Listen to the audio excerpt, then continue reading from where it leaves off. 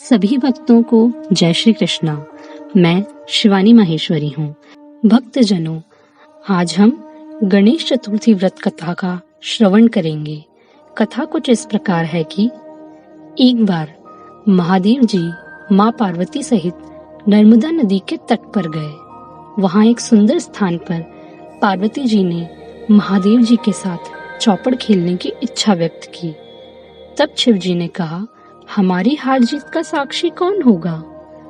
पार्वती जी ने तत्काल वहां की घास के तिनके बटोरकर एक पुतला बनाया और उसमें प्राण प्रतिष्ठा की और उससे कहा, बेटा, हम चौपड़ खेलना चाहते हैं, किंतु यहाँ हार जीत का साक्षी कोई नहीं है। अतः खेल होने के अंत में तुम हमारी हार जीत के साक्षी होकर बताना कि हम में से कौन जीता कौन हारा। खेल प्रारंभ हुआ। देवयोग से तीनों बार माँ पार्वती जी की ही विजय हुई। जब अंत में बालक से हार जीत का निर्णय कराया गया तो उसने महादेव जी की विजय बताया। परिणाम स्वरूप माँ पार्वती जी ने क्रुद्ध होकर उसे एक पांव से लंगड़ा होने और उसे वहां कीचड़ में पड़ा रहकर दुख भोगने का श्राप दे दिया।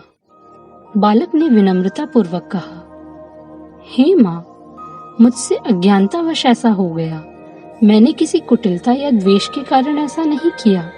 अतः आप मुझे क्षमा करें और श्राप से मुक्ति का उपाय बताएं। तब माँ पार्वती के मन में ममता जागृत हुई और ममता रूपी माँ को उस पर दया आ गई। वे बोली, यहाँ जब नाग कन्याएं गणेश पूजन करने आएगी तब उनके उपदेश से तुम गणेश व्रत करना।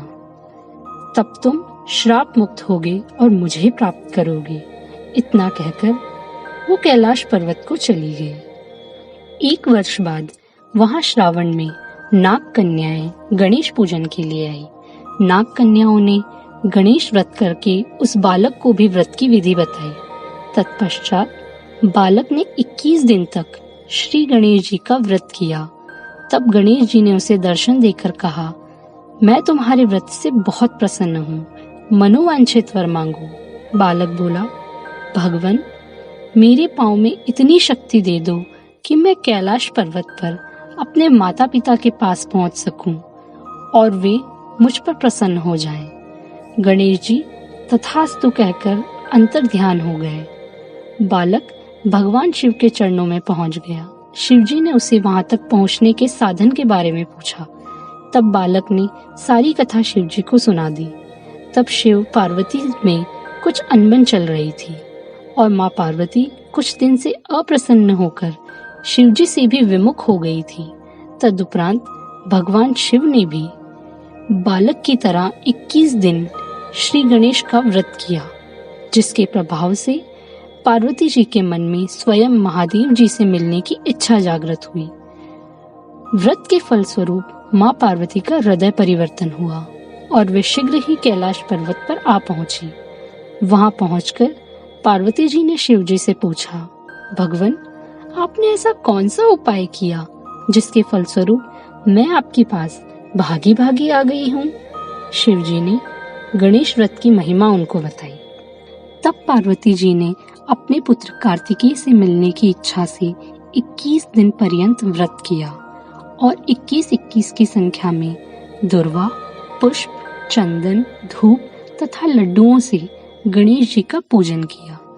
21वें दिन कार्तिकेय स्वयं ही पार्वती जी से मिलने आ गए। उन्होंने भी माँ के मुख से इस व्रत की महिमा सुनकर व्रत किया।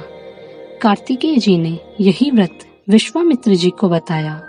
विश्वामित्र जी ने यह व्रत करके गणेश जी से जन्म से मुक्त होकर ब्रह्म ऋषि होने का वर मांगा। गणेश जी ने उनकी मनोकामना पूर्ण की। ऐसे ही हैं श्री गणेश जी, जो सबकी मनोकामना पूर्ण करते हैं। तो भक्तों, जो भी व्यक्ति पूर्ण श्रद्धा भक्ति भावना से 21 दिन तक गणेश जी व्रत करता है और पूजा करता है, श्री गणेश जी महाराज उसकी मनोकामना अवश्य पूर्ण करते हैं।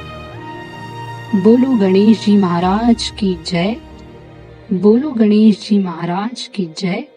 बोलो श्री गणेश महाराज की जय।